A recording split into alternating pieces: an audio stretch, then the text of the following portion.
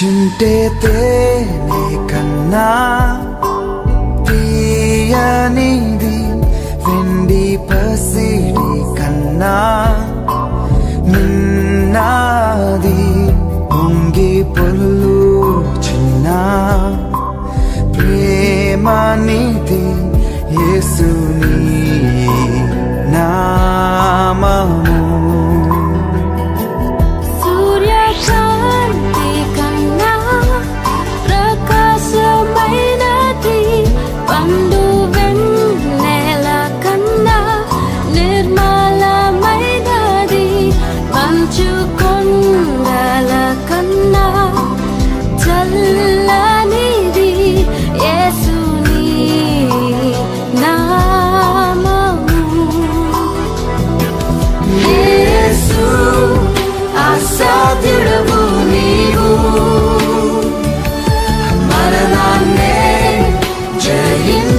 వీరుడవు,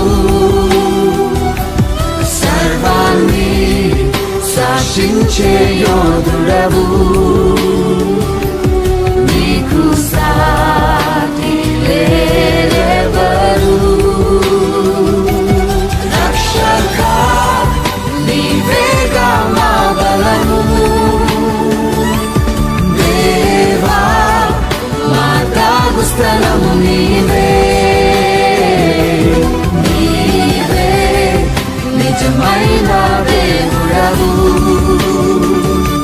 ప్రాణమిల్లి మొక్కెదము. జుంటే తేనె కన్నా తీయనిది, వెండి పసిడి కన్నా మిన్నది, పొంగి పొల్లుచున్న ప్రేమనిది యేసుని నామము.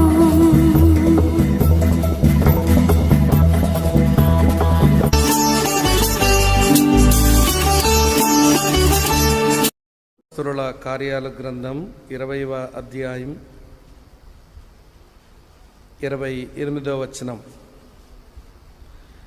దేవుడు తన స్వరక్తమిచ్చి సంపాదించిన తన సంఘమును కాయుటకు పరిశుద్ధాత్మ మిమ్మును దేనియందు అధ్యక్షులుగా ఉంచెనో ఆ యావత్ మందన గూర్చియు మీ మట్టుకు మిమ్మను గూర్చియు జాగ్రత్తగా ఉండుడి. దేవుడు తన స్వరక్తమిచ్చిన సంపాదించిన తన సంగమును కాయుటకు పరిశుద్ధాత్మ మిమ్మను దేనియందు అధ్యక్షులుగా ఉంచెనో ఆ యావత్ మందన గూర్చియు మీ మట్టుకు మిమ్మను గూర్చియు జాగ్రత్తగా ఉండుడి. ఆ యావత్ మందన గూర్చియు మీ మట్టుకు మిమ్మను గూర్చియు జాగ్రత్తగా ఉండుడి. పరమ తండ్రి, మరోసారి నిన్నును నీ కుమారుడైన మా ప్రభువైన యేసుక్రీస్తును ఆరాధించిన మేము ఈ ఆరాధనా దినం నీ బల్లను సమీపించే ముందు కొన్ని వాక్య తలంపులతో మా జీవితములను స్వపరీక్ష చేసుకుంటూ నీ బల్లను సమీపించే కృప మీరు మాకు అనుగ్రహించమని, ఈ సమయం మాకు దీవెనకరంగా మలచమని యేసు పేర అడిగి ప్రార్థిస్తున్నాము తండ్రి. ఆమెన్. ఆమెన్. ప్రభునందు ప్రియ సహోదర సహోదరులారా, మరోమారు దేవుని వాక్యాన్ని విని ఆయన బల్లను సమీపించే ముందు ఒక మాట మీతో చెప్పవలసి వస్తుంది. ఈ దినములలో క్రైస్తవ సంఘం దాని స్వభావం, దాని యొక్క పనిపాట్లు, వాటిని గూర్చినటువంటి గ్రహింపు లేక సంఘమును కాయుచున్నవారు, సంఘములో ఉన్నవారు చాలా పెడత్రోవ పడుతున్నామా అన్నట్టుగా ఈ దినములు కనబడతా ఉన్నాయి. కనుక ఇలాంటి దినాలలో ఇలాంటి విషయాలు వినడం అవసరమేమో అని అనిపిస్తూ ఉంది. సంఘము అనే దాని గురించిన గ్రహింపు లేక సంఘములో ఉండడమైనా, సంఘాన్ని కాయటమైనా అది కొంచెం ప్రమాదకరమైన మెట్టే అవుతుంది. ఈనాటి సంఘ సేవకులమైన మాబోటి వారికి, సంఘాలలో ఉన్నటువంటి మీలాంటి విశ్వాసులకు 2 జబ్బులున్నాయంట. అమ్మా వింటున్నారా? ఎన్ని జబ్బులున్నాయి? 2 జబ్బులున్నాయి. కొంచెం మన జబ్బులు ఏదో కొంచెం తెలుసుకుంటే మంచిదని జ్ఞాపకం చేస్తున్నాను. ఈనాటి క్రైస్తవులకు, క్రైస్తవ సేవకులకు ఉన్న 2 జబ్బుల్లో మొదటి జబ్బు పేరు బాబేల్ సిండ్రోమ్. ఏంటంటే ఇది బాబేల్ సిండ్రోమ్. ఏమిటి బాబేల్ సిండ్రోమ్ అనే జబ్బు అంటే, జనాలందరినీ ఒక దగ్గరకు పోగు చేసుకొని పేరు సంపాదించుకుందాం అనే రోగం. ఆదికాండం 11వ అధ్యాయంలో నిమ్రోదు అనే వాడికి వచ్చింది ఈ రోగం. దేవుడు మీరు ఫలించి అభివృద్ధి పొంది విస్తరించి భూమిని నిండించండి అని దేవుడు ఇలాగున వ్యాప్తి చెందమంటే, అట్లా కాదులే, మనమందరం ఒకే చోట చేరి మనం ఇలాగ వ్యాప్తి చెందుదామని వాడు అనుకున్నాడు. ఈ నిమ్రోదు మంచి వ్యక్తి కాడు, అహంకారి అని మనం చెప్పాల్సి ఉంటుంది ఆయన గురించి. తర్వాత కొంచెం పేరు పిచ్చోడన్నమాట. అందుచేత మనుషులందరినీ ఒకే చోట పోగు చేసి పేరు సంపాదించుకుందామని, మొత్తానికి దేవుడు చెప్పిన దిశగా కాకుండా వేరొక దిశగా అభివృద్ధి చెందుదామని తాను కోరుకున్నాడు. మరి బైబిల్లో వ్రాయబడి లేదు, కానీ చరిత్రకారులు ఏమంటారంటే, ఈ నిమ్రోదు అమ్మ పేరు సెమిరామిస్, అలాగనే నిమ్రోదు భార్య పేరు కూడా సెమిరామిస్సే. అంటే 2 ఆడాళ్ళు, వాళ్ళ పేర్లు ఒకటే అని అనుకోకండి. ఒకే ఆడది, అమ్మ వింటున్నారా? ఒకే పేరు, అమ్మ ఆవిడే, భార్య ఆవిడే. కనుక భయంకరమైన వ్యభిచారం, భయంకరమైన విగ్రహారాధనకు ప్రపంచంలోనే వీళ్ళిద్దరూ మూల పురుషులు, సెమిరామిస్, నిమ్రోద్. నిమ్రోద్ అమ్మ ఆవిడే, నిమ్రోద్ భార్య ఆవిడే, సెమిరామిస్ ఆవిడ గారి పేరు. ఈ రోజున ఏ మతములో ఉన్న విగ్రహారాధనైనా చూడండి, మీకు ఆకాశ నక్షత్రాలు కనబడతాయి. వింటున్నారా మీరంతా? ఇస్లాంలో చూడండి, ఎవరు కనబడతారు? హాఫ్ మూన్ కనబడుతుందా? శివుడు నెత్తి మీద చూడండి ఏం కనబడుతుంది? హాఫ్ మూన్ కనబడుతుందా? విష్ణుమూర్తి వెనకాల చూడండి, ఏమండి ఒక ఆకాశపు గోళం కనబడుతుందా? సూర్యుడు కనబడతాడా?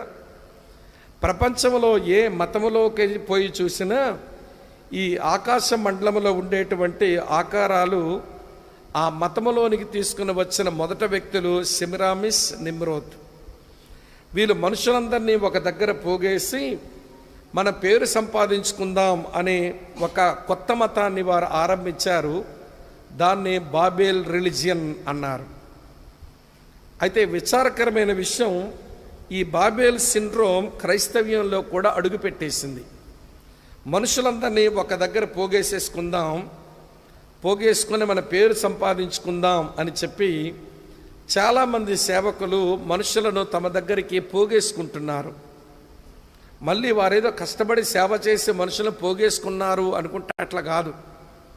వారు ఇతరుల మందలను ఆక్రమించి వారికి మేమే మేపుతాము అని మీరు తయారయ్యారు. మీరు బాగా క్రైస్తవ్యాన్ని గమనిస్తే ఈ 2 తెలుగు రాష్ట్రాల్లో ఇతరుల మందలను ఆక్రమించి వాటిని మేము మేపుతామని చెప్పి సరిహద్దురాలను తీసేస్తున్నారు. అంటే ఒక కట్టుబాటు, జాగ్రత్త, భక్తి, నిష్ఠ అవన్నీ లేపేస్తున్నారు. ఇలా ఉంటారని బైబిల్లో ముందుగానే చెప్పబడింది. చూపిస్తాను చూడండి వచనం మీకు. యోబు గ్రంథం 24 అధ్యాయం 2వ వచనం. యోబు గ్రంథం 24 అధ్యాయం 2వ వచనం చదువుతారా? సరిహద్దు రాళ్లను తీసివేయువారు కలరు, వారు అక్రమము చేసి మందలను ఆక్రమించుకొని వాటిని మేపు. మందల వీళ్ళవా? మాట్లాడరే.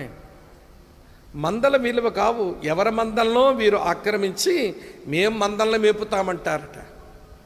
సరిహద్దురాలన్నీ తీసి పడేస్తారు. మారు మనసు, రక్షణ, పాపక్షమాపణ, పశ్చాత్తాపం, ప్రభు భోజన సంస్కారంలో చేతులు వేయటం, పరిశుద్ధ జీవితం, ఉపవాసము, ప్రార్థన, స్వార్థీకరణ, సాక్ష్యము, ఈ సరిహద్దురాలన్నీ లేపేస్తారు. లేపేసి ఆదివారం మాత్రం మా దగ్గరకు రండి, మా దగ్గర స్వచ్ఛమైన వాక్యం ఉంటుంది, మా దగ్గర ఆరాధన చేస్తుంటే పరలోకం లాగుంటుంది అని చెప్పి ఇతర మందలను ఆక్రమించి మళ్ళీ మందలను మేమే మేపుతాము అని చెప్పి దొంగ మాటలు చెప్పి, వంకర మాటలు చెప్పి సంఘము దాని పవిత్రత, సంఘము దాని కట్టుబాటు, ప్రభు తన స్వరక్తమిచ్చి సంపాదించిన సంఘము దాని పనిని పాడు చేసేటువంటి దగుల్బజీ సేవకులు తెలుగు క్రైస్తవ సంఘాలలో ఉన్నారు. మీరు ఏమన్నా అనుకోండి, ఎవడు ఉన్నమాట ముఖం మీదే చెప్తున్నాను. మందల వీలవా? కావు. ఎవరి మందలో ఆక్రమించి మేం మేపుతామంటున్నారు, సరిహద్దురాలన్నీ తీసేస్తున్నారు. ఇట్లాంటి వాళ్ళని కార్పొరేట్ సేవకులు అంటున్నాం. మీ హైదరాబాద్ దగ్గర నుంచి మా విశాఖపట్నం వరకు కొంచెం పెద్ద పట్టణాలు అయితే, జిల్లా హెడ్ క్వార్టర్స్ అయితే, ప్రతి జిల్లా హెడ్ క్వార్టర్స్లో కూడా ఇలాంటి వాళ్ళు తగలడుతున్నారు. సంఘం అంటే అదేనా? మనుషులందరినీ ఒక దగ్గర పోగేసుకొని పేరు సంపాదించుకుందాం అనుకుంటున్నావు? సంఘము దాని పనితనం ఇదేనా అని ప్రశ్నిస్తే వాళ్ళ జవాబు చెప్పరు. మన ప్రశ్నలు వారు అందుకోరు, కానీ వారి పబ్బం మాత్రం బాగా గడుపుకుంటారు. అందుకన్నాను, ఈ తరములో క్రైస్తవ సంఘానికి పట్టిన, సేవకులకు పట్టిన మొదటి రోగం పేరు చెప్పండి ఏంటిది? బాబేల్ సిండ్రోమ్. ఎక్కుతున్నట్టుంది మీ బుర్రకు బాగా, మంచిది. రెండవ రోగం చెప్తాను వినండి. ఈనాటి క్రైస్తవ్యానికి, సేవకులకు, సంఘానికి పట్టిన మరొక రోగం పేరు ఏంటంటే కెథడ్రల్ సిండ్రోమ్. కెథడ్రల్ సిండ్రోమ్ అంటే పెద్ద గోపురాలు కడతామండి, మా చర్చే పెద్దదండి అంటారు. ఏమండి, క్రైస్తవ సంఘానికి ఆది అపోస్తుల కాలంలో ఉన్న ఎర్లీ చర్చికి ఈ గోపురాల పిచ్చి లేదు. ఏమండి, కొద్ది మందిని రక్షణలోకి నడిపించి వాళ్ళని శిష్యులుగా చేసి వాళ్ళని నాయకులుగా తయారు చేసి తర్వాత పరిచర్య భారం వాళ్ళకి అందించి వాళ్ళు సేవకులుగా తయారు చేసే ఆ వరబడి వాళ్ళు నేర్చుకున్నారు. కానీ మేము పెద్ద గోపురాలు కడతాము అన్న పిచ్చిలో లేరు. కానీ దౌర్భాగ్యం ఏంటో కానీ ఈనాటి క్రైస్తవ్యానికి కెథడ్రల్ సిండ్రోమ్, పెద్ద గోపురాలు కడతాం. 52 రోజులు కట్టి చూపిస్తా అంటాడు ఒక ఆయన. ఎన్ని రోజులు? 52 రోజుల్లో మొనగాడు ఈయన. ఏమంటే యేసు ప్రభుకే అమ్మ వింటున్నారా, సొలొమోనుకే చాలా టైం పట్టింది. ఏమండి మోషేకు కూడా చాలా టైం పట్టింది. ఏమండి వింటున్నారా, యేసు ప్రభు ఏమండి మనుషులతో ఒక మందిరం కట్టడానికి 2000 సంవత్సరాలు పట్టింది, ఇంకా పూర్తి అవ్వలేదు పాపం. యేసు ప్రభు కంటే మొనగాడు కాబట్టి 52 రోజులు కట్టాడు ఈయన. ఏమనుకోకండి, ఉన్నమాట చెప్తున్నాను. వీళ్ళకి చర్చ అంటే ఏంటో, ఏమంటే సంఘం అంటే ఏమిటో, దాని పరిచర్య ఏంటో అర్థం కాక ఈ రోజున పెద్ద గోపురాలు కడతామని పిచ్చిలో పడ్డారు. కొంతమంది మనుషులందరూ దగ్గర పోగేసుకునే పిచ్చిలో పడ్డారు. వాళ్ళదేమో బాబేల్ సిండ్రోమ్, వీళ్ళదేమో కెథడ్రల్ సిండ్రోమ్. ఈ 2 రోగాల వలన క్రైస్తవ సంఘము దాని పనిని పాడు చేసేవాళ్ళు ఈ 2 తెలుగు రాష్ట్రాల్లో ఏమండి కోకొల్లలుగా తయారవుతున్న ఈ నేపథ్యంలో ఈ రోజున ఆరాధన చేరి వచ్చిన మనం ఒక విషయం చెప్తాను. గొప్ప సంఘంలో మనం ఉండాలి. చెప్పండి, ఏమి సంఘంలో? దేవుడు తన స్వరక్తమిచ్చి సంపాదించిన సంఘం ఈ మందలో మనము ఎవరికి వారమే జాగ్రత్తగా ఉండి గొప్ప సంఘంలో ఉండాలి. ఏది గొప్ప సంఘం? గొప్ప జనమొస్తే గొప్ప సంఘమా? గొప్ప గుడి కడితే గొప్ప సంఘమా? గొప్ప క్వైరుంటే గొప్ప సంఘమా? గొప్ప జనం చేరి అందులో కానుకలు ఇస్తుంటే గొప్ప సంఘమా? అసలు బైబిల్ దేన్ని గొప్ప సంఘం అంది అది చెప్పి, ఆ గొప్ప సంఘంలో సభ్యులమైతే ఆ గొప్ప సంఘ సభ్యులుగా ఒకే రొట్టెని తిని ఒకే పాత్ర నుండి రసము త్రాగి మేము గొప్ప సంఘానికి చెందిన వ్యక్తులమని ఒక డిక్లరేషన్ ఇచ్చి ఇందులో చేతులేద్దాం. ఇక్కడ ఉన్నారా లేదా మీరంతా? ఏమండి, గొప్ప జనం వస్తే గొప్ప సంఘం అని నాకు అనిపించట్లా అపోస్తల కార్యం చదివినప్పుడు. గొప్ప గుడులు కడితే అది గొప్ప సంఘం అని ఏమంటే అపోస్తల కార్యంలో కనబడ్డంలా, గొప్ప కానుకలు వస్తే అది గొప్ప సంఘం అని బైబిల్లో కనబట్టలా, గొప్ప క్వైరుంటే అది గొప్ప సంఘం అని బైబిల్లో కనబట్టలా. కానీ అపోస్తల కార్యములో ఉన్నది గొప్ప సంఘమే. ఏది ఉంది కనుక గొప్ప సంఘం అని లోకా రాశాడు. మనమంతా గొప్ప సంఘ సభ్యులమేనా అనేది తేల్చుకొని ఇందులో మనం చేతులు వేద్దాం. మీరు పరీక్ష చేసుకోకుండా ఇందులో చేతులు వేశారనుకోండి, అంకుల్ జీరాజారా గారు మాట అనేవాళ్ళట. చదివింది 5వ తరగతి అయినా ఆదికాండం నుంచి ప్రకటన గ్రంథం వరకు అన్ని పుస్తకాల మీద చదువులేని ఇతగాడు వ్యాఖ్యానాలు రాసి ఆయన ఒకసారి మా శ్రీకాకుళం వచ్చి ప్రసంగిస్తున్నాడు. ఒరే బాబు వినండి, చిన్న మొక్కే చిన్న చొక్కే అని ఇష్టం వచ్చినట్టు ఇందులో చేతులు పెడితే చిన్న మొక్కే చిన్న చొక్కే చొక్కలు చూపెడతాయి, జాగ్రత్త. చిన్న మొక్కే చిన్న చొక్కే అని ఇష్టం వచ్చినట్టుగా ఇందులో చేతులు వేయకండి, చొక్కలు చూపించేస్తాయంటే మనకి. కనుక వినయ భయభక్తులతో మన స్వపరీక్ష చేసుకుంటూ మన గొప్ప సంఘ సభ్యులుగా ఒకే కుటుంబంగా దీంట్లో చేతులు వేద్దాం. అయితే ఇంతగా ఏది గొప్ప సంఘం? జనమ పోగైంది కాదు, గొప్ప గుడులు కట్టింది కాదని నాకు తేలింది. మరి మీకు తెలుస్తుందో తేదో నేను చెప్తా ఉంటాను, ఆలోచిస్తూ మీరే తెలుసుకోండి. కాబట్టి జనంలోకి పోయి మందులో కలిసిపోతాను అనుకోవద్దు. జనం ఎక్కువ ఉండేది నరకంలోనే. అమ్మా వింటున్నారా మీరంతా? ఏమంటే జనం ఎక్కువ ఉండేది నరకంలోనే. అందుకని అపోస్తలుడైన పౌలు క్రైస్తవ సేవను 2 భాగాలు విడగొట్టాడండి. ఒక భాగం ఏమన్నాడంటే బంగారము వెండి వెలగల రాళ్ళ పరిచర్య అన్నాడు. బంగారం వెండి వెలగల రాళ్ళు ఎంత ఉంటాయి? ఎక్కువ ఉంటాయా? కొంచెం ఉంటాయి, కొంచెమే కూర్చుకోగలుగుతాం. తర్వాత వినండి, గడ్డి కర్ర కొయ్యకాల పరిచర్య అన్నాడు.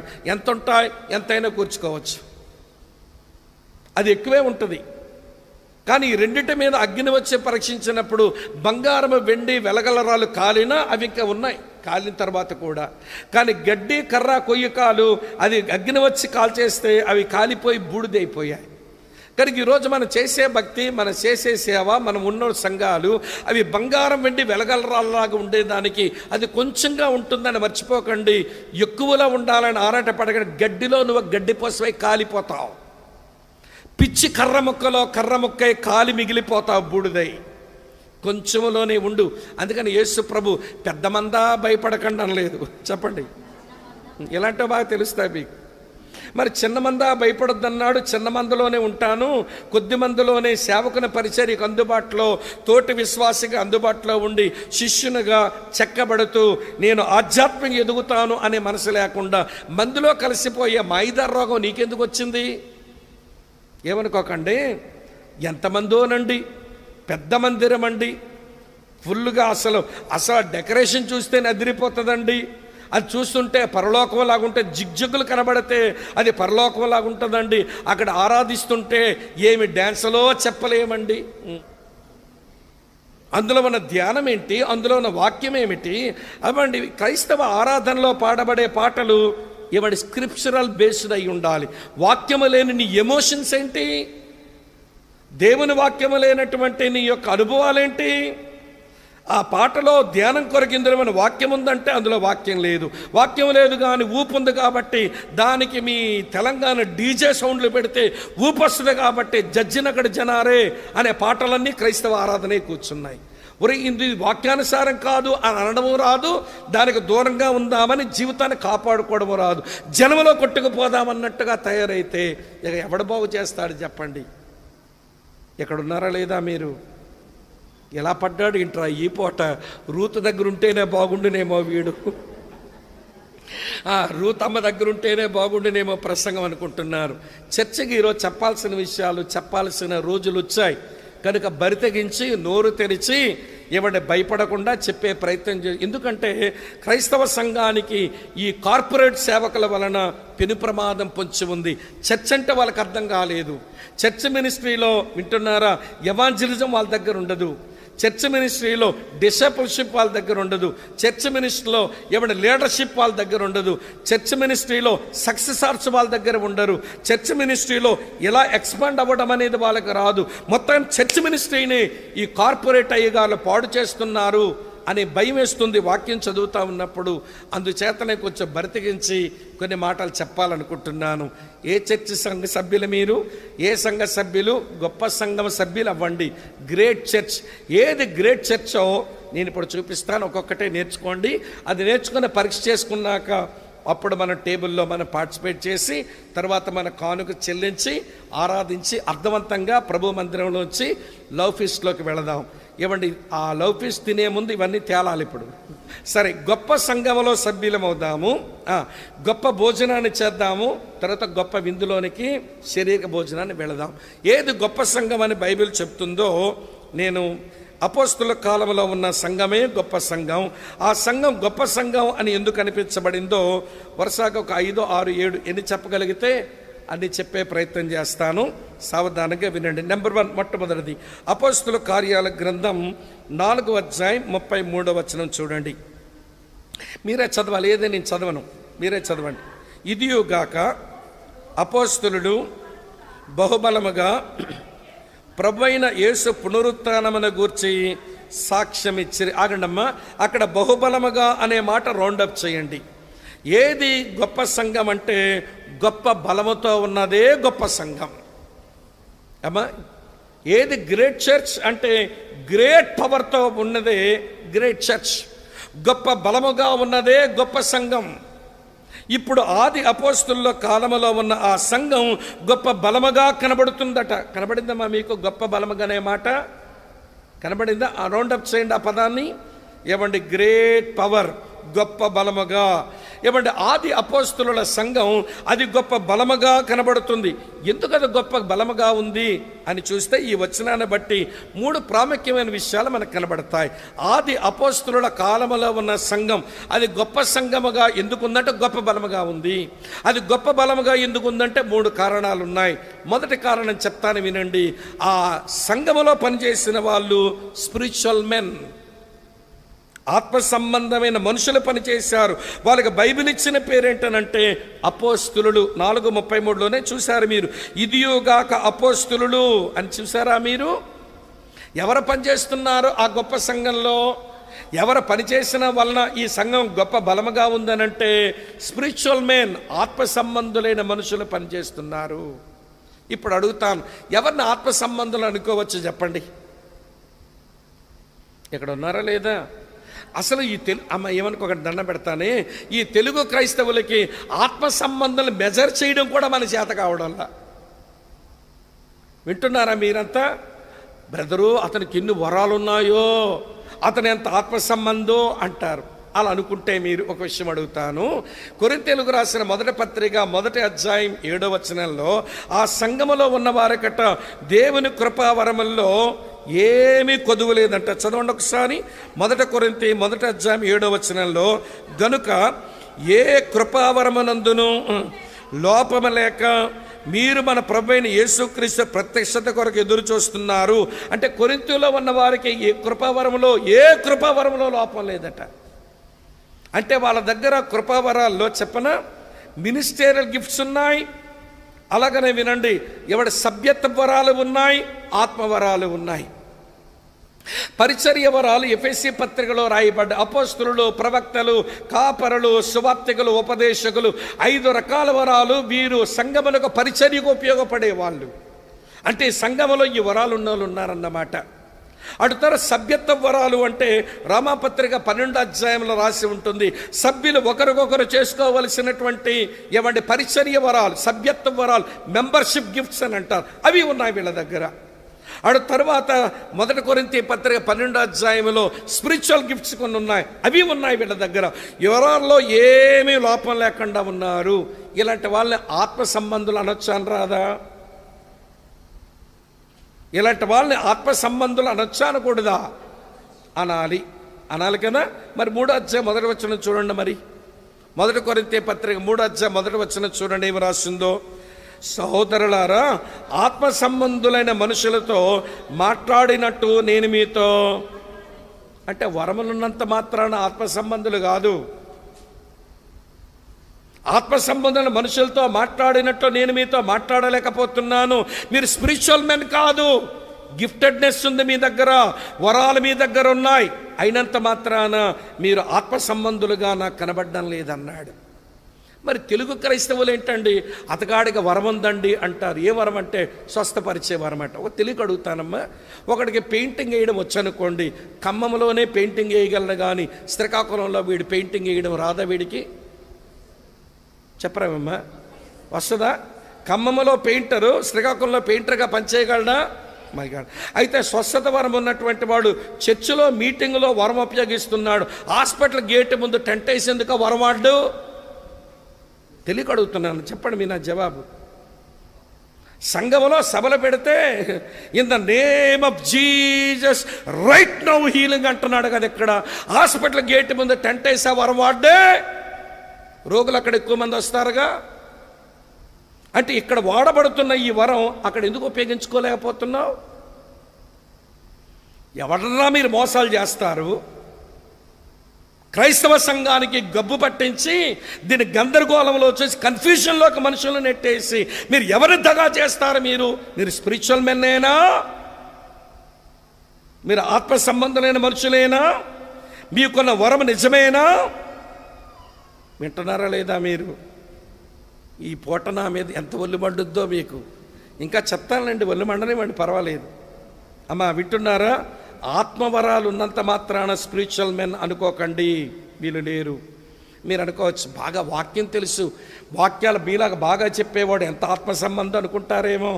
అలా అనుకుంటే సైతానే పెద్ద ఆత్మ సంబంధి. వాక్యమైన యేసుకే వీడు వాక్యం చెప్తున్నాడండి. మత్తయి సువార్త 4వ అధ్యాయంలో వాక్యమైన యేసు ముందుకు వచ్చే వాక్యం చెప్తున్నాడు. వాక్యం బాగా ఎరిగిన వాడంతా కూడా స్పిరిచువల్ మెన్ అనుకుంటే సైతానే అందరికంటే స్పిరిచువల్ అనుకోవాలి. ఇప్పుడు వింటున్నారా లేదా? మరి కొంతమంది తెలుగు క్రైస్తవులు లెక్కలు కొలతలు చెప్తున్నారు, మీ కొలతలే అమ్మ. తెలుగు క్రైస్తవుల మెజర్మెంట్ చెప్తున్నానండి. అతను బిజీగా ఉంటాడండి, ఎంత ఆత్మీయుడో అంటుంటారు. అప్పుడప్పుడు నన్ను అంటాడు, స్వామి గారు బిజీ అంటే దండ పెడతారు, ఒరే బాబు బిజీ అని అందరా బాబు అని. ఎందుకంటే సైతానే అందరికంటే బిజీగా ఉండేవాడు. వాడు 24 గంటలు సహోదరుల మీద దేవుని సముఖమందు నేరాలు మోపుతున్నాడు కదా. బిజీగా ఉన్న పెద్ద మనిషి ఆత్మీయుడు అనుకుంటే సైతానే చాలా బిజీగా ఉంటాడు కదా, ఆత్మీయుడు అని అంటామా? అమ్మ అర్థమవుతుంది నేను చెప్పే మాట. ఆది అపోస్తుల సంఘం గొప్ప సంఘం ఎందుకు అయిందనంటే, ఆ గొప్ప సంఘం అవ్వడానికి గల కారణం అది గొప్ప శక్తితో ఉంది. అది ఎందుకు గొప్ప శక్తితో బలముగా ఉందనంటే ఆత్మ సంబంధులు అందులో పనిచేశారు. సరే, ఇప్పుడు ఆత్మ సంబంధులు వాక్యం ఎరిగినోడు, వరములు ఉన్నవాడు, బిజీగా సేవ చేస్తున్నాడు, వీళ్ళు కాదు ఆత్మ సంబంధులు. నాకు లెక్క ప్రకారం నాకు తెలిసినంత వరకు ఆత్మ సంబంధి ఎవరనంటే చెప్తాను వినండి, అప్వార్డ్ లుక్ ఉంటుంది. ఎప్పుడూ వాళ్ళ ఆధ్యాత్మిక జీవితంలో పైచూపుతో బతుకుతారు. పైచూపుతో బతికేవాడు ఏమంటాడో తెలుసా? ఆసాపులాగా 73వ కీర్తనలో ఆసాపు అన్నాడు కదా, ఆకాశమందు నీవు తప్ప నాకెవరున్నారు, నీవు నాకుండగా లోకములో ఏది నాకు అక్కర్లేదు. Upward look. ఎప్పుడైతే ఒక మనిషికి అప్వార్డ్ లుక్ వస్తుందో దాని వెనువెంటనే వచ్చేది ఇన్వార్డ్ లుక్, అంతరంగములో చూసుకుంటాడు. వాడు ఏమంటాడో తెలుసా? యెషయా గ్రంథం 6వ అధ్యాయం 5వ వచనంలో ఉన్నట్టు, అయ్యో నేను అపవిత్రమైన పెదవులు గలవాడను, అపవిత్రమైన పెదవులు గల జనుల మధ్య నివసించిన వాడను, నేను నశించినానని పెళ్ళు మరి పగిలిపోయి బతుకుతుంటాడు. అప్వార్డ్ లుక్ అది ఇన్వార్డ్ లుక్లో తీసుకువెళ్తే, ఇన్వార్డ్ లుక్ అయిపోయిన తర్వాత అమ్మ వింటున్నారా, అవుట్వార్డ్ లుక్ వస్తుంది. తన చుట్టూ ఉన్నటువంటి వారు అపవిత్రమైన పెదవులు గలవారు, వీళ్ళు నశించిపోతున్నారు, వీళ్ళ కొరకు నేను ఏదో చెయ్యాలి అని మనసు వస్తుంది. పై చూపు లేనోడు, లో చూపు లేనోడు, చుట్టూ చూడలేని వాడు స్పిరిచువల్ మ్యాన్ కాదు, ఆత్మ సంబంధమైన మనిషి కాడు. ఆది సంఘం గొప్ప బలముగా ఎందుకుందనంటే ఆత్మ సంబంధులు అందులో పనిచేశారు. వాళ్ళకి పై చూపొచ్చు, చెప్పండి తమ్ముళ్ళు, వాళ్ళకి లో చూపొచ్చు, తర్వాత వాళ్ళకి చుట్టూ చూడడం వచ్చు. అలాంటి వాళ్ళు పనిచేశారండి ఎర్లీ చర్చలో. రెండో విషయం చెప్తాను. ఆ సంఘం గొప్ప బలముగా ఎందుకుంది అని అంటే ఆత్మ సంబంధులు పని చేయటమే కాదు. మళ్ళీ 4:33 అక్కడే పట్టుకోండి. 4:33లో ప్రభు అయిన యేసు పునరుత్థానమును గూర్చి సాక్ష్యమిచ్చారు. సాక్ష్యమిచ్చారన్న మాటను పట్టుకుంటే ఏమర్థమవుతుందంటే వాళ్ళు స్క్రిప్చురల్ మెథడాలజీ వాడారు. వాళ్ళు పరిచర్య చేస్తున్నప్పుడు వాళ్ళు వాడిన విధానం స్క్రిప్చురల్ మెథడాలజీ. ఏంటి స్క్రిప్చురల్ మెథడాలజీ అంటే ప్రభు ఏమన్నాడు? నేనే మీ దేవుడను, మీరే నాకు సాక్షులని యెషయా గ్రంథం 43:10 అన్నాడు. యేసుప్రభు వారు ఏమన్నారు? అపోస్తల కార్యం 1:8 మీరు పైనుంచి శక్తిని పొందే వరకు యెరూషలేములో నిలిచి ఉండండి. శక్తిని పొందిన తర్వాత మీరు యెరూషలేము, యోదయ, సమరయ, బూదిగంతము ఏమయ్యుందురు? ప్రసంగికుల యుందురు కాదు, ముందు చెప్పండి, సాక్షుల యుందురు. సాక్ష్యం ఇవ్వడం అది స్క్రిప్చురల్ మెథడ్. సంఘములో ఇవ్వండి, సమాజంలో ఇవ్వండి, బహుబలముగా సంఘం ఉండాలి అని అంటే మనం ఎంచుకోవలసిన పని విధానం ఏంటో తెలుసా? లేఖనానుసారమైన పద్ధతి. ఇప్పుడు ఇవ్వండి, సాక్ష్యం ఇచ్చే పద్ధతిని వారు అవలంబించారు. అందుకే వాళ్ళు ఇట్లా అరిచేవాళ్ళు, యేసును మీరు సిలువే చంపారు, దేవుడు ఆయన లేపాడు, దానికి మేము సాక్షులం. యేసుని మీరు సిలువే చంపారు, దేవుడు ఆయన లేపాడు, మేము దాని సాక్ష్యం. ఈ మాటలు చెబుతుంటే వాళ్ళ హృదయాలు పడవబడి అంటున్నారు, అయ్యలారా మమ్మల్ని ఏం చెయ్యమంటారు అని అడిగారమ్మా ఆ రోజున వాళ్ళు. కనుక స్పిరిచువల్ మ్యాన్ స్పిరిచువల్ మెథడాలజీ పెట్టుకొని మూడో విషయం చెప్తాను, వినండి. ఏం చెప్పారు ఇంతగా వాళ్ళంటే? పునరుత్థానం గురించి మాట్లాడుతున్నారు. పునరుత్థానం అనే మాట అండర్లైన్ చేయండి. అది సిగ్నిఫికెంట్ మిరకల్. అది చాలా పట్టించుకోవలసిన ప్రాముఖ్యమైనటువంటి ఒక అద్భుతం గురించి మాట్లాడుతున్నారు. ఆయన పునరుత్థానం ఇది ప్రాముఖ్యమైన అద్భుతం. క్రైస్తవ విశ్వాసానికి అది ఇరుసు వంటిది. సంఘం సువార్త పనిలో ఉంటే దానికి ఇది కేంద్ర బిందువు అయినటువంటి సత్యం పునరుత్థాన సత్యం. ఈ మూడు ఉన్నాయి కాబట్టి ఏంటంటే ఆత్మ సంబంధులైన మనుషులు లేఖనానుసారమైన పద్ధతితో ఒక ప్రాముఖ్యమైన అద్భుతాన్ని గురించి మాట్లాడుతున్న కారణం చేత సంఘం గొప్ప బలముగా ఉందట. ఈ రోజున యేసు పునరుత్థానం పాపం మీద జయమిస్ తెస్తుంది. పునరుత్థాన సత్యం మరణం మీదనే జయమ తెస్తుంది. పునరుత్థాన సత్యం వినండి ప్రియులారా, పాతాళం మీద జయమ తెచ్చింది. పునరుత్థాన సత్యం సువార్తకు అది కీలకమైన విషయం అనే విషయమే మానేసి యేసు పునరుత్థానం వదిలేసి ఏం మొదలు పెట్టారు ఇప్పుడు మెసేజ్ అంటే? God will heal you brother, God will bless you brother, God will prosper you brother. ఇదేనండి సువార్త. దేవుడు నిన్ను స్వస్థపరచును, చెప్పండి, దేవుడు నిన్ను అభివృద్ధిపరచును, దేవుడు నిన్ను ఆశీర్వదించును. మళ్ళీ వీళ్ళకు దేవుని ఆశీర్వాదానికి దేవుడు చేసే మేలకు తేడాయే తెలియట్లేదు. ఒక విషయం మీతో చెప్పిన, God's benevolences are not God's blessings. దేవుడు చేసిన మేలులేవి దేవుని ఆశీర్వాదం కాదు. మేలులు చేయడానికి ఆయన అందరికీ ఉపకారి. నమ్మినోడికి మేలు చేస్తాడు, చెప్పరే, నమ్మని వాళ్ళకు కూడా మేలు చేస్తాడు. అది దీవెనలు, అవి మేలులు అందరికి ఇస్తాడు ఆయన. అడిగిన వాడికి ఇస్తాడు, అడగనోడికి ఇస్తాడు. కానీ ఆశీర్వాదం అడిగినోడికే ఇస్తాడు. ఏంటి ఆశీర్వాదం? పాపక్షమాపణ ఆశీర్వాదం, విమోచన పొందడం ఆశీర్వాదం, నీతిమంతులం అవ్వడం ఆశీర్వాదం, పరిశుద్ధపరచబడడం ఆశీర్వాదం, పరలోకంలో నాకు స్వాస్థ్యం ఉందని నిరీక్షణతో బతకడం ఆశీర్వాదం. ఈ ఆశీర్వాదం ఏంటో చెప్పడం చేతకాక దేవుడు చేసిన మేలులు ఆశీర్వాదం అని చెప్తారండి. బ్రదర్, దేవుడు ఆశీర్వదించాడండి అన్నాడు. ఏంటన్న? ఇల్లు కట్టానన్నాడు. ఇల్లు ఆశీర్వాదం ఏంటయ్యా బాబు? నువ్వే కట్టుకున్నావా ఇల్లు? తిరుపతి వెంకన్న బాబుని నమ్మినోడు నీకంటే పెద్ద ఇల్లు కట్టాడు. మరి తిరుపతి వెంకన్న బాబుని నమ్మినోడు నీకంటే పెద్ద ఇల్లు కట్టాడు. బ్రదర్, దేవుడు బ్లెస్ చేశాడు బ్రదర్.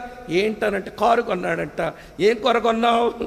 12 లక్షల కారు కొన్నాడట. మరి ₹1,00,00,000 కారు కొనుక్కున్నాడు. మరి ఏం పొందినట్టు? ఆడు యేసుప్రభు నమ్మల. ₹1,00,00,000 కారు ఉంది అతగాడి ఇంటి ముందు. దేవుడు ఈవులు ఇస్తాడు, దేవుడు మేలులు చేస్తాడు, దేవుడు అందరికీ ఉపకారి. దేవుడు చేసిన ఉపకారాలు దేవుని ఆశీర్వాదాలు కాదు. ఆశీర్వాదం అంటే అక్కడికి పనికొచ్చేవి, మేలులు అంటే ఇక్కడికి పనికొచ్చేవి. దీవెనలు ఎక్కడ జీవితానికి, ఆశీర్వాదాలు అక్కడ జీవితానికి. ఈ రెండు విడగొట్టడమే రాక ఏమంటారో తెలుసా? వినండి, పునరుత్థాన సత్యం చెప్పడం మానేసి పాపక్షమాపణ, నీతిమంతులవ్వడం, పరిశుద్ధపరచబడడం, నిరీక్షణ కలిగి ఉండడం, దేవుని ఆరాధిస్తూ బ్రతకడం, దేవునితో సన్నిహితమైన సంబంధంలోకి రావడం, సమాధానపరచబడడం, ఈ సత్యాలన్నీ వదిలేశారు. అందుకని ఈ రోజున సంఘం గొప్ప బలంగా లేదు. ఎందుకంటే ఆత్మ సంబంధులు పనిచేయటం లేదు, లేఖనానుసార పద్ధతి అవలంబించడం లేదు, ప్రాముఖ్యమైన అద్భుతం మాట్లాడడం లేదు, ఇవన్నీ వదిలేశారు. అందుకని ఇప్పుడు సంఘం గొప్ప బలహీన పరిస్థితిలో ఉంది. ఏమంటే ఈ సంఘం ఆ సంఘం అన్ని పేర్లు చెప్పడం వల్ల, డినామినేషన్ల పేర్లు చెప్పడం వల్ల, యూనివర్సల్ చర్చ్, ఇన్విజిబుల్ చర్చ్, సార్వత్రిక సంఘం, అదృశ్య సంఘం, అందులో మీరు నేను మనమందరము సభ్యులమే. కాబట్టి మన సంఘం అది గొప్ప బలముగా ఉండాలి అనుకున్నప్పుడు సార్వత్రిక సంఘం బలంగానే ఉంటుంది. స్థానిక సంఘం బలంగా ఉంచుకోవడానికి spiritual men, scriptural method, significant miracle అది మాట్లాడుకుంటూ ఉంటే సంఘం గొప్ప బలముగా ఉంటుంది. ఆది అపోస్తుల సంఘం అది గొప్ప బలముగా ఉన్న గొప్ప సంఘం అయింది. ఎందుకంటే ఇందుకు అర్థమైందా? గొప్ప సంఘం ఎందుకయింది? గొప్ప బలంగా ఉంది. గొప్ప బలంగా ఎందుకు ఉంది? ఈ 3 విషయాలు మీతో చెప్పాను, ఇంకెక్కువ వివరించలేను, మన సమయం కొంచెంగా ఉంది కనుక. నెంబర్ 2 రెండో సంగతి చెప్తానండి. మళ్ళీ 4:33 చదవండి అమ్మా. మళ్ళీ ఇదియుగాక అపోస్తులు బలముగా ప్రభువైన యేసు పునరుత్థానమును గూర్చి సాక్ష్యమిచ్చారు. అమ్మ ఇది చదవండి. దైవ కృప అందరి యందు అధికముగా ఉండెను. దైవ కృప అందరి యందు అధికముగా ఉండెను అండర్లైన్ చేయండి. ఇది ఏమిటి అంటే ఆది అపోస్తుల సంఘం గొప్ప సంఘముగా ఉండడానికి గల కారణం, అది గ్రేట్ చర్చ్ అవ్వడానికి గల కారణం, అది గ్రేట్ గ్రేస్ని ఎక్స్పీరియన్స్ చేస్తుంది. దైవ కృప అందరి యందు అధికముగా ఉండెను అండర్లైన్ చేయండి. ఇది గ్రేట్ గ్రేస్, గొప్ప కృపను అనుభవించింది, గొప్ప బలముగా ఉంది, గొప్ప కృపను అనుభవించింది. అమ్మ అర్థమవుతున్నదా? నా మాటకు సావధానంగానే చెప్తున్నా. గొప్ప కృపను అనుభవించింది. గొప్ప కృప అనుభవించడం అంటే ఎట్లుంటుందండి అది చెప్తాను మీకు బాగా. తమ్ముళ్ళు అర్థమవుతున్నదా? గొప్ప సంఘం ఎందుకు అయింది? గొప్ప కృపను అనుభవిస్తుంది. ఏంటి గొప్ప కృపను అనుభవించడం అంటే? మొదటి విషయం, ఆ సంఘమునకు గొప్ప కృప అనుభవించింది గనక అది ఏమి కృపను అనుభవించిందంటే సేవింగ్ గ్రేస్, రక్షించే కృప. వాళ్ళు దేవుని వాక్యం నిలబడి చెబుతుంటే కృప అందరి యెడల అధికముగా ఉంటే దేవుని కృప వారికి తోడుగా ఉన్నందున అనేకులు రక్షణ పొందుతున్నారట, క్రీస్తును హత్తుకుంటున్నారట. అందుకనే ఆ సంఘం గొప్ప కృపను అనుభవించు ఉంటుండగా సేవింగ్ గ్రేస్ను అనుభవించింది, అనేకుల రక్షణ పొందుతున్నారు. బర్నబా అలాగనే పౌలు పనిచేసిన అంతియోకియా సంఘంలో చాలామంది ప్రభువుని హత్తుకుంటూ ఉంటే వారికి ఏముందని ప్రభువు చూచాడంటే ఒకసారి చదవండి. అపోస్తల కార్యం 11:22లో, అపోస్తల కార్యం 11:22లో చూడండి.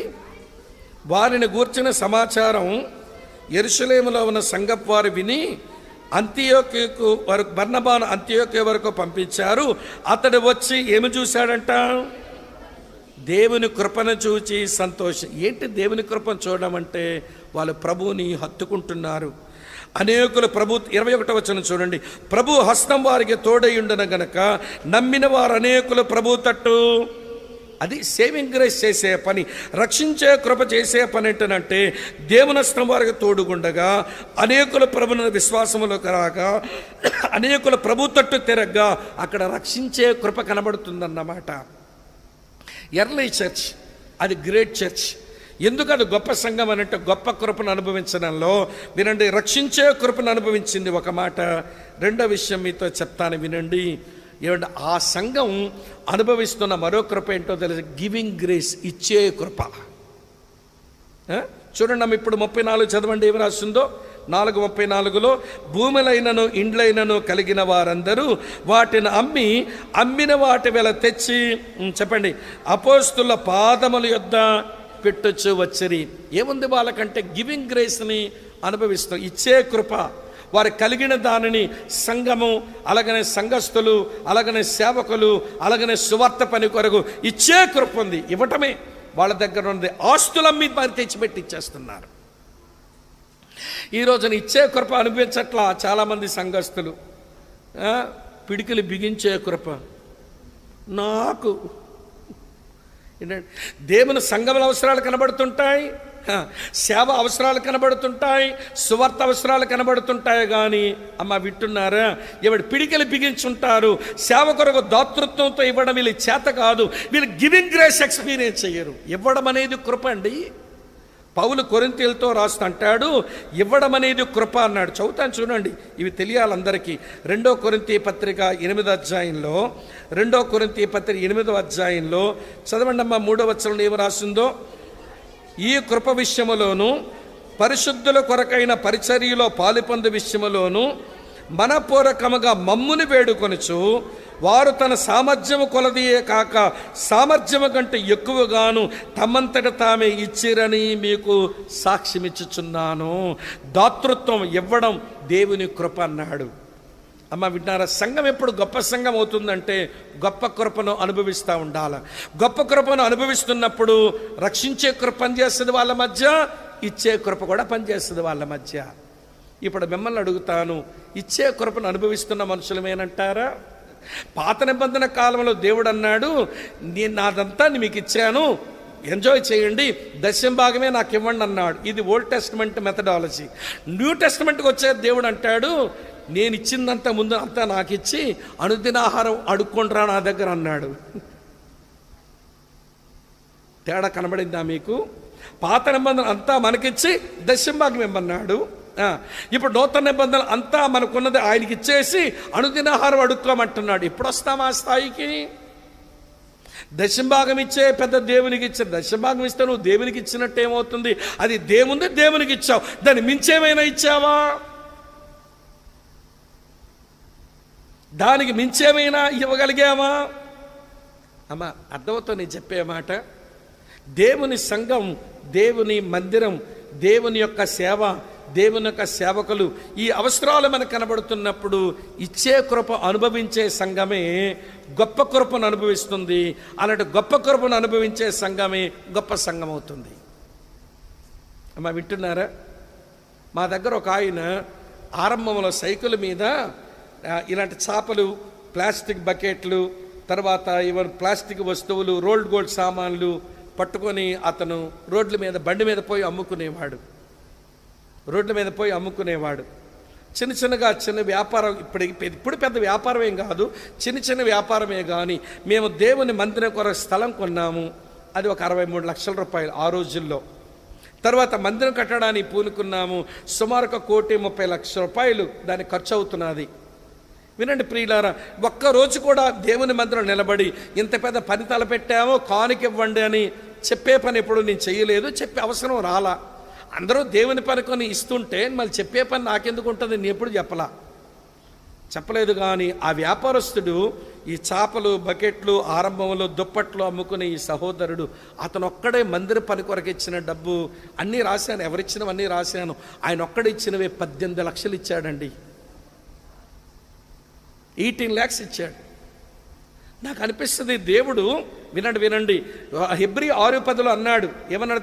పరిశుద్ధుల పరిచర్యలో మీరు చేసిన దాన్ని మరచుటకు నేను అన్యాయస్తును కాదు అన్నట్టుగా దేవుడు అన్యాయం చేయలా. ఒక విషయం చెప్పనా, ఈ భారతదేశంలో ఎవరైనా ఇంటర్నేషనల్ ప్లేయర్ అవ్వాలంటే, అంతర్జాతీయ క్రీడాకారుడు అవ్వాలంటే, అయితే వాడు వర్మైన అయి ఉండాలా, లేకపోతే శర్మైన అయి ఉండాలా, లేకపోతే మిశ్రైన అయి ఉండాలా. వర్మ అంటే క్షత్రియుడు, శర్మ అంటే బ్రాహ్మణుడు, మిశ్ర అంటే ఆర్యవైశ్యుడైన అయి ఉండాలా. అది కాస్త ఏ గుజరాతో లేకపోతే ఉత్తరప్రదేశో అయి ఉండాలి. ఏపీ వాడికి ఏం దొరుకుద్ది భాగ్యం? మీకు అర్థమవుతుంది అనుకుంటాను. కానీ వీళ్ళ అబ్బాయి Chaitanya international shuttle badminton player అయినాడు. వాడు థాయిలాండ్, జపాన్, ఎక్కడెక్కడికో పోయి ఆడేవాడు అయ్యాడు. వాడు పెద్ద షటిల్ బ్యాడ్మింటన్ ప్లేయర్ అయ్యాడు. అతను ఎప్పుడైతే ఇంటర్నేషనల్ గేమ్స్ ఆడడం మొదలుపెట్టాడో, వినండి, ఆ బ్యాంక్ కూడా వస్తాడు ఉద్యోగం ఇస్తానని, ఈ బ్యాంక్ కూడా వస్తాడు ఉద్యోగం ఇస్తాడని. చివరి బ్రదర్ వీడికి చాలా ఉద్యోగాలు వస్తున్నాయి, ఎందులో జాయిన్ చేయమంటారంటే వాడు ఆడుకోవడానికి అనువుగా ఉండేది, వాడు ఎదగడానికి అవకాశం ఉండేది రైల్వేలో బాగుంటుంది బ్రదర్, రైల్వేలో వస్తే పెట్టండి అంటే రైల్వే ఉద్యోగం వచ్చింది. ఇప్పుడు రైల్వే ఎంప్లాయీ అన్నాడు. అసలు బీబీఏ చదువుకున్న ఒక అమ్మాయికి టీసీఎస్లో సాఫ్ట్వేర్లో ఇవ్వండి అంత పొజిషన్ ఎక్కడ వస్తుంది? వీళ్ళ అమ్మాయికి వచ్చింది. ఆయన అంటాడు, దేవుడు రుణపడి ఉండలేదండి.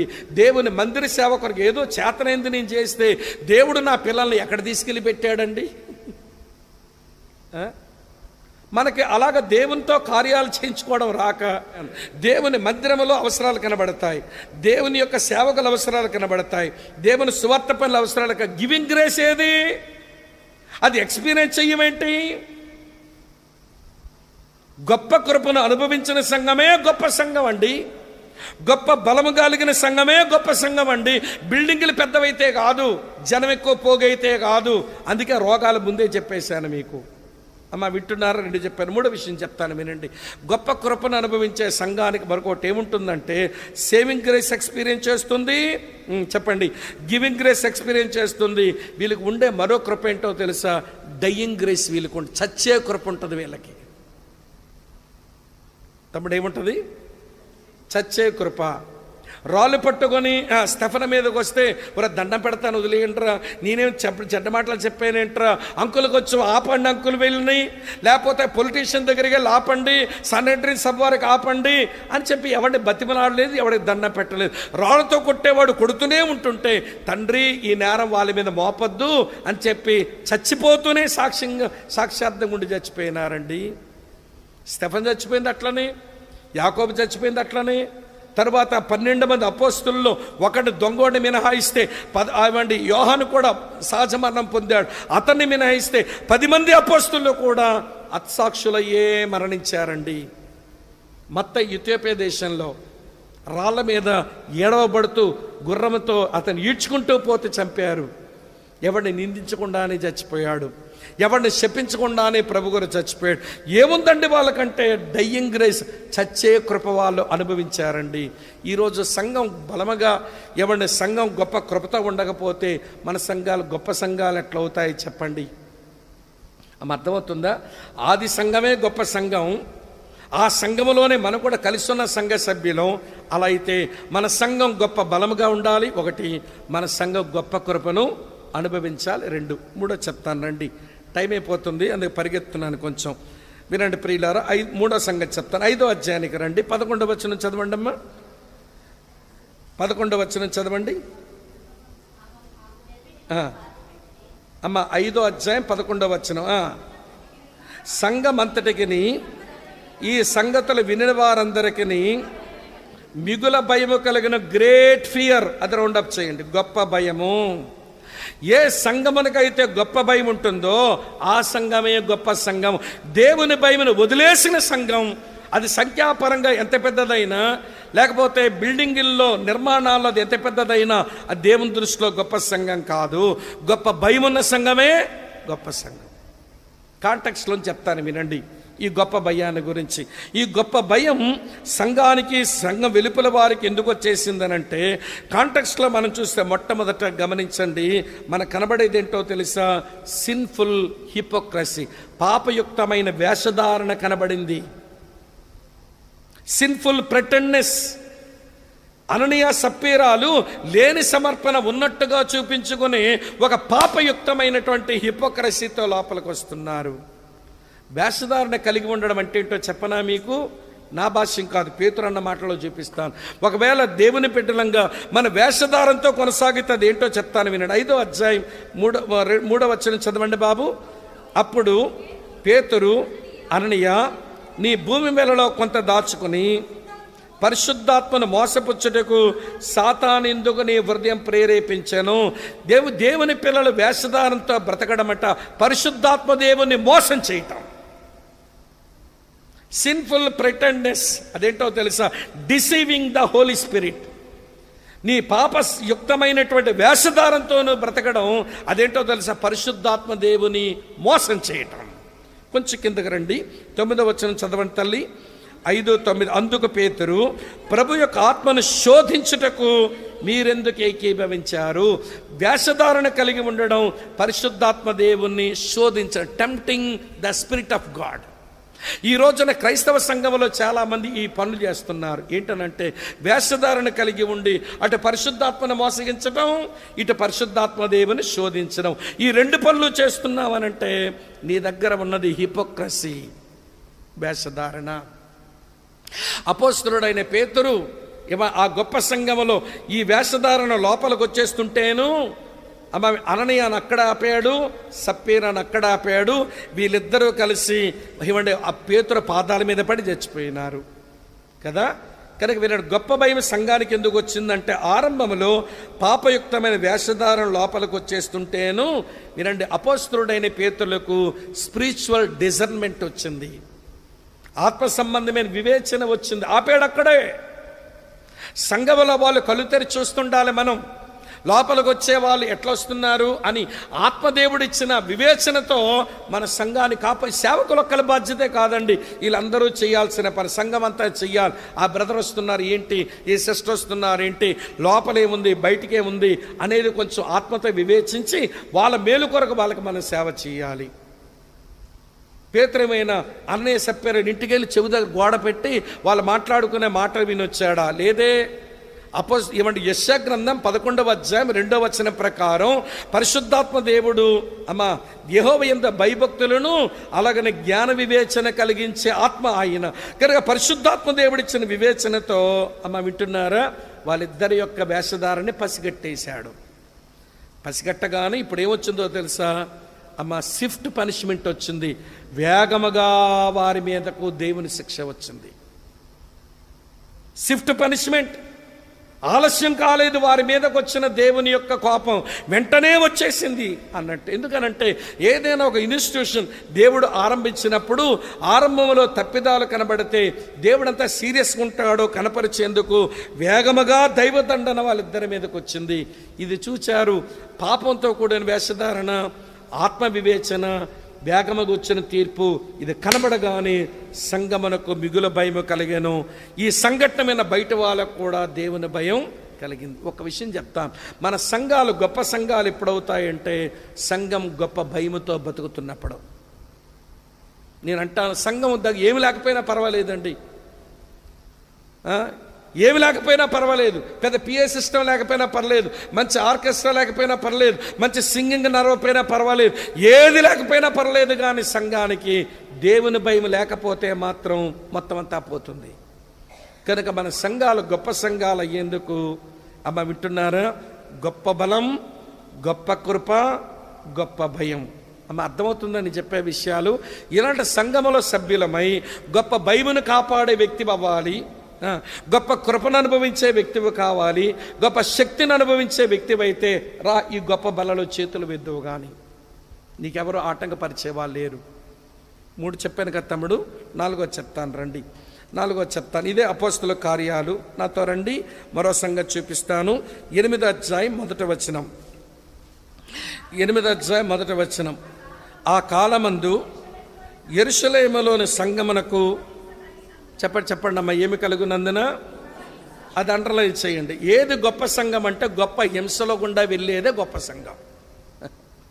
ఈ రోజున కొంతమంది బోధకులు అంటున్నారట, నేను ఈరోజే విన్నాను, అసలు హింస లేదండి సంఘానికి, అంతా ప్రాస్పరిటీ. మరి ఆది అపోస్తలుల కాలం నాటి సంఘం ఇది సంఘం అనకూడదా మనం? ఇది గొప్ప హింస గుండా వెళ్ళిందట.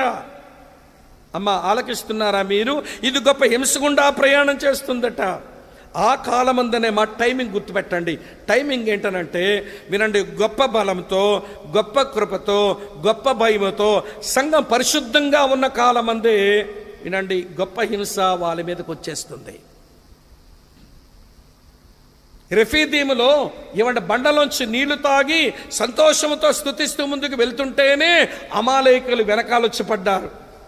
నిర్గమాకాండం 17వ అధ్యాయంలో గొప్ప బలముతో, గొప్ప కృపతో, గొప్ప భయముతో సంఘం చాలా అద్భుతంగా పరిశుద్ధంగా సాగుతుంటే గొప్ప హింస వాళ్ళ మీదకి వచ్చింది. సంఘం ఎప్పుడైనా పాజిటివ్గా బాగున్నప్పుడే వింటున్నారా, హింస అనేది దాడి చేస్తుంది. ఒకటి.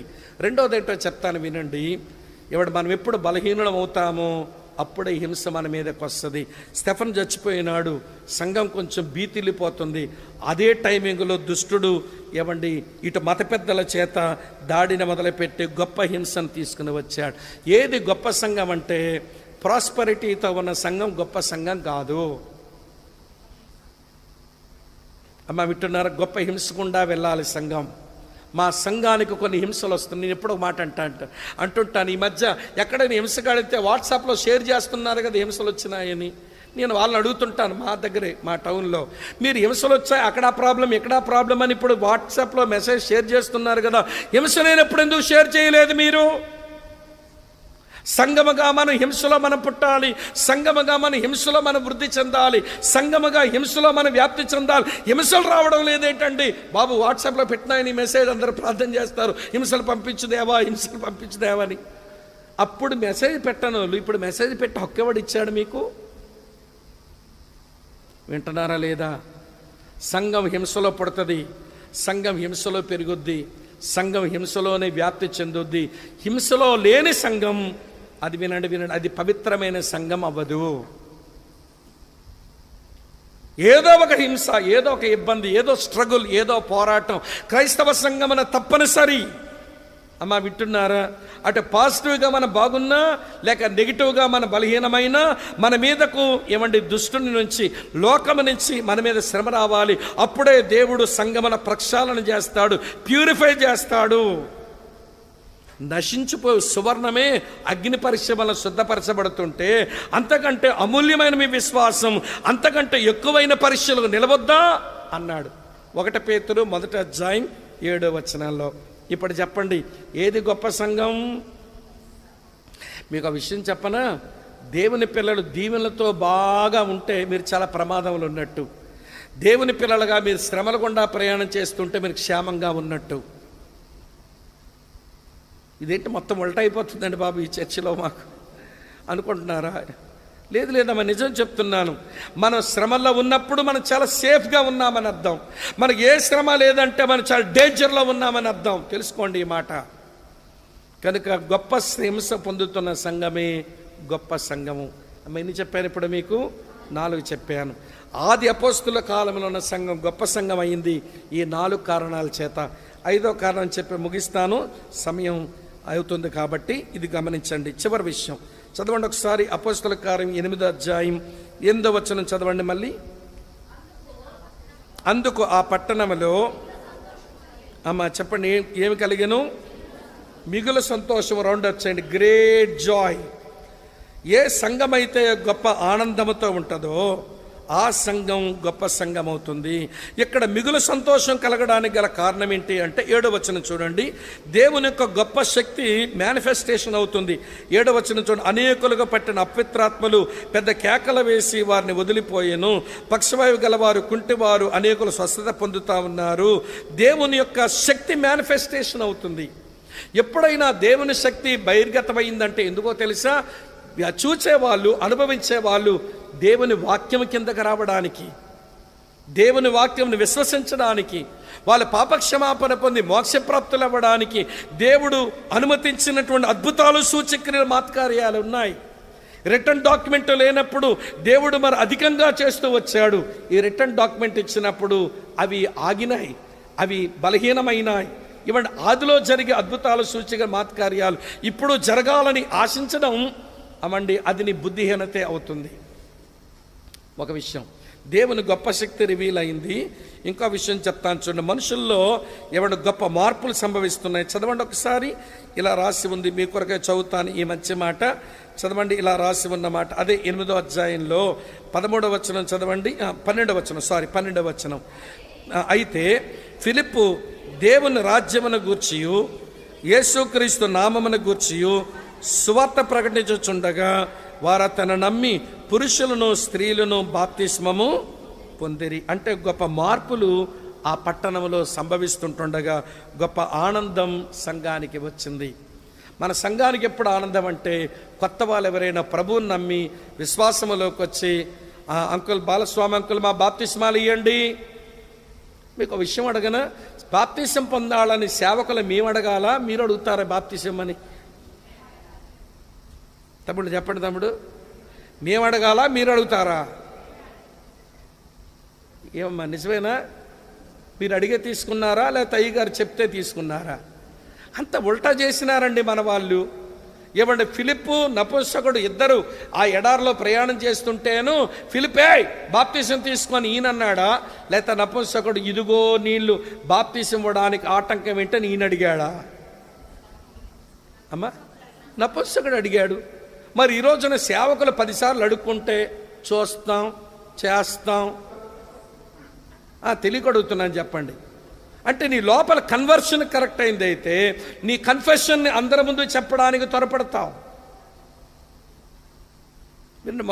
మొన్న మంగళవారం మా మందిరంలో ఒక ఫ్యామిలీ చాలా కాలంగా వస్తున్నారు, కానీ వాళ్ళు ఎప్పుడు పబ్లిక్గా ఎవడ బాప్టిజం తీసుకున్న క్రైస్తవులను అనిపించుకోవడానికి వాళ్ళ కమ్యూనిటీని బట్టి కొన్ని ప్రాబ్లమ్స్ ఉండబట్టి వాళ్ళు ఆగారు. మరి దేవుడేం తొందర చేశాడో కానీ, బ్రదర్ మంగళవారం ఒక మీటింగ్ పెట్టండి, మా బంధువులందరినీ పిలుచుకుంటాము, చర్చిలో పెట్టండి, మా ఇంటి దగ్గర కాదు, చర్చికి రావడానికి ఇబ్బంది పడతారు, అయినా పిలుస్తాము. తర్వాత మా తోటి లాయర్లు, ఆమె ఇంజనీర్, ఎలక్ట్రికల్ ఇంజనీర్, నా కొలీగ్స్ అందరినీ పిలుస్తాను, అందరూ వస్తారు, మంచి భోజనం వాళ్ళు పెడదాము, మేము ఎందుకు యేసు ప్రభు నమ్మేమో చెప్పేసుకుంటామన్నారు. అవి పిలుస్తుంటే లాయర్లు జడ్జిలు అంటున్నారట, చర్చిలో మీటింగ్ ఏంటయ్యా? ఆయన పేరు జనార్దన్. ఏమయ్యా మంచు జనార్దన్, చర్చిలో మీటింగ్ పెడితే చర్చికి నీకు ఏమి సంబంధం అంటే, సార్ ఇప్పుడేమి నేను చెప్పలేనండి, వచ్చి చూడండి అన్నాడట. ఈవిడేమో బంధువులు పిలుస్తుంది, ఏమమ్మా మీరే చర్చిలో మీటింగ్ అంటావేంటి, అక్కడ పిలుస్తున్నావేంటే బంధువుల్ని, ఎందుకు వెళ్తామంటే నేను ఇప్పుడేం చెప్పలేను అంకుల్, అక్కడ రండి అందట. మొత్తం అందరూ కలిసి ఒక 50 మంది అవుతారని చెప్పారు. ఏమండి 80 మంది పైన వచ్చేసారు. 80 మంది పైన వచ్చేసారు. ఏమండి ముందు ఆ సిస్టర్ నిలబడి, మీరు ఆశ్చర్యపోవచ్చు, కానీ మేము యేసు ప్రభు దేవుడని నమ్ముతున్నాము. ఎందుకు యేసు ప్రభు దేవుడని నమ్మవలసి వచ్చిందో ఇవి కారణాలు. ఈ కారణాలు బట్టే ప్రభువుని నమ్మాము. ఆయన దేవుడు అనడానికి ఆయన మాత్రమే సరిపోయిన వాడని తేలింది. ఆయన మేలు కూడా చేశాడు, తర్వాత విషయం. కానీ మేము యేసు ప్రభు ఎందుకు నమ్మేమని ఆవిడ గారు చెప్పి ఆగింది. తర్వాత ఈయన మైక్ తీసుకున్నాడు. ఇదంతా ఎంతసేపు అవ్వలేదండి, 8 మినిట్స్లో చెప్పేశారండి వీళ్ళు. ఒక 8 నిమిషాల్లో చెప్పేశారు ఇద్దరు. తర్వాత ఏమో నిలబడి నేను ఒక 45 నిమిషాలు సువార్త చెప్పా. సువార్త చెప్పిన తర్వాత ఇవ్వండి వాళ్ళ బంధువులు అంటున్నారు, మా జనార్దను మా జ్యోతి మాకు షాక్ ఇచ్చారండి, వీళ్ళు ఎప్పుడండి యేసు ప్రభు నమ్మేటోళ్ళు అయిపోయారు, మాకు తెలియలేదండి, మాకు భలే సంతోషం. వాళ్ళు చెప్పిన మాటలు వాళ్ళ జీవితం చూస్తుంటే వీళ్ళు యేసు ప్రభు నమ్మాక బాగుపడ్డారని అర్థమైపోయిందండి అని వాళ్ళు పెట్టిన మంచి భోజనం బాగా తిని వెళ్ళిపోయిన తర్వాత అన్నాను, ఇప్పుడు కాదు రేపు ఉంటుంది మీకు, అది అయ్యాక నాకు చెప్పండి అన్నాను నేను. ఈయన కోర్టుకు వెళ్ళాడు, ఆమెమో ఆఫీస్కి పోయింది, బంధువుల మధ్య తిరుగుతుంటే ఫోన్లు చేసి ఎవరు వ్యతిరేకిస్తారేమో విందామని మేము చూస్తున్నాం. దేవుని మహాదయను బట్టి వాళ్ళిద్దరి జీవితాలు యోగ్యంగా ఉన్న కారణం చేత మీరు నమ్మిన దేవుడే దేవుడు అండి మాకు అర్థమైపోయింది. మేము కూడా ఆలోచిస్తాం. ఒక జడ్జి గారు వచ్చి అంటారు, మంచి విషయాలు చెప్పారండి, ఏమండి పాస్టర్ గారు మేము చర్చకు రావచ్చా మేము ఆదివారాలు అంటే, అదేం భాగ్యమమ్మా, 2 వచ్చి వాక్యమేనండి అన్నాను ఆవిడకి. నేను వస్తానండి, మాటిస్తున్నానుగా జడ్జిని, వస్తానని ఖచ్చితంగా మందిరానికి అనింది. ఎందుకు చెప్పానో తెలుసా, నువ్వు పబ్లిక్ కన్ఫెషన్ ఇవ్వాలి, దాని కొరకు నువ్వే ఆరాటపడాలి. నేనే పెట్టమని లేదు వాళ్ళకి మీటింగు, దానికో 40-50 వేల రూపాయలు భోజనానికి డబ్బులు ఖర్చు పెట్టారు, మళ్ళీ ఖర్చు పెట్టారు వాళ్ళకి మంచి డిన్నర్ ఇద్దామని. నేనేం చెప్పలేదు, వాళ్ళే పెట్టుకున్నారు. మా కన్ఫెషన్ని వినిపిస్తామండి అందరి ముందు. ఎందుకో తెలుసా, కన్విక్షన్ మాకు లోపల వచ్చింది. మా సంఘమంతా చాలా ఆనందించాం, ప్రభుని స్తుతించాం. ఎందుకో తెలుసా, ఒక కుటుంబం అందరి ముందు నిలబడి వాళ్ళు ప్రభువుని అంగీకరించామని వాళ్ళు సాక్ష్యం ఇచ్చారు. అది సంఘానికి ఆనందం. మన సంఘానికి ఎప్పుడు ఆనందం అంటే, దేవుని శక్తి కనబడుతుంటే, దేవుని నమ్మిన మనుషులు వాళ్ళు పబ్లిక్ కన్ఫెషన్ ఇస్తుంటే సంఘానికి గొప్ప సంతోషం కలుగుద్ది. అటువంటి గొప్ప సంతోషం కలిగినప్పుడే మన సంఘం ఏమి సంఘం అవుద్ది? గొప్ప సంఘం అవుతుంది. ఇప్పుడు చెప్పండి, గొప్ప శక్తి, అదే గొప్ప బలము, గొప్ప కృప, గొప్ప భయము, గొప్ప హింస, గొప్ప ఆనందం, ఈ 5 అనుభవించిన సంఘం గొప్ప సంఘం. బిల్డింగులు ఉంటే కాదు, జనం ఎక్కువ పోగైతే కాదు. ఇది మీరు అర్థం చేసుకోగలిగితే, ప్రభా ఈ సంఘములో సభ్యునిగా చేయడానికి సిలువలో నువ్వు కార్చిన రక్తం, నువ్వు అర్పించుకున్న నీ శరీరం నాకు పాపక్షమాపణ విమోచన కలిగించగా నేను సంఘములో సభ్యురాలనయ్యాను, సంఘములో సభ్యుడినయ్యాను. ఈ గొప్ప ఆనందానికి వారసుడిని. ఈ గొప్ప చెప్పండి హింసలో నాకు కూడా పాలిపంపులు ఉన్నాయి. ఈ గొప్ప భయములో నేను పాలిపంపులు కలిగిన దాన్ని, ఈ గొప్ప కృపలో నేను పాలిపంపులు కలిగిన వాడిని, ఈ గొప్ప శక్తిలో నేను కూడా పాలిపంపులు కలిగిన వాడిని. ఈ గొప్ప సంఘానికి నేను సంఘ సభ్యుడను. అదే నీ మాట అయితే ఒక్క మాట చెప్పి ముగించేస్తానే, టైం అయిపోయింది. ఒక్క మాట వినండి. దేవుని సంఘం దేవుని యొక్క వింటున్నారా? మీరంతా వింటున్నారా? దేవుని యొక్క సంఘం దేవుని యొక్క పెద్ద కుటుంబం. ఇప్పుడు ఈ సంఘం దేవుని యొక్క పెద్ద కుటుంబం. నీ కుటుంబం దేవుని యొక్క చిన్న సంఘం. అమ్మ అర్థమవుతుందా? నీ కుటుంబం దేవుని యొక్క చిన్న సంఘం. నువ్వు ఇంట్లో ఉన్నప్పుడు సంఘంలో ఉన్నట్టుండు. ఈ సంఘం దేవుని యొక్క పెద్ద కుటుంబం. ఈ సంఘంలోకి వచ్చే సావాసం చేస్తున్నప్పుడు దేవుని పెద్ద కుటుంబంలోకి వచ్చినట్లుగా ఆనందించి అందరితో కలిసి భోంచేయి. ఇందులో యూదుడని గ్రీసు దేశస్థుడని లేదు, దాసుడని స్వతంత్రుడని లేదు, స్త్రీ అని పురుషుడని లేదు. యేసుక్రీస్తునందు మనమంతా ఏకమై. ఇంకా ఏదైనా తేడా పెట్టుకుని ఇందులో చేతులు వేస్తే చిన్న మొక్కే ఎక్కింది బాగా మీకు. చిన్న మొక్కే చిన్న చొక్కే అని ఎవడి తేలిగ్గా చేతులు వేయొద్దు. పరీక్షించుకుంటూ ప్రభువా నీ గొప్ప బలం, నీ గొప్ప కృప, నీ గొప్ప భయం, నీ గొప్ప హింస, నీ గొప్ప ఆనందంలో పాలిపంపులు నాకు ఇచ్చి ఈ కుటుంబంలో నన్ను సభ్యునిగా చేశావు, వందనాలు ప్రభు అని చెప్పి అందరం కలిసి ఒకే భోజనం ఒకే పానములో చేతులు వేసి మన జీవితాలను అర్థవంతంగా మార్చుకుందాం. ఒకవేళ రొట్టెమైనా మిగిలిపోతే, చివరిగా తమ్ముడు ఇచ్చాక రొట్టెమైనా మిగిలిపోతే, ఇంకా రసమేమైనా మిగిలిపోతే అవన్నీ ఏమంటాయో తెలుసా? మీరు పాలు పంపులు పొందారు, మేము మిగిలి ఎక్కడున్నాం, ఈ ఎవరు తింటారు, ఎవరు తాగుతారు? నువ్వు సువార్త చెప్పకపోతే, నువ్వు కొత్త వాళ్ళని తీసుకురాకపోతే మిగిలిన రొట్టె మిగిలిన రసం చాలామంది బయట ఉన్నారు, వాళ్ళు తేవలసిన బాధ్యత మనం ఏదుందని అవి జ్ఞాపకం చేస్తాయన్న విషయం గుర్తు చేసుకొని పరీక్ష చేసుకుంటూ ప్రభు బలలో చేతులు వేద్దాం. మోకరించండి, ప్రార్థన చేసుకుందాం.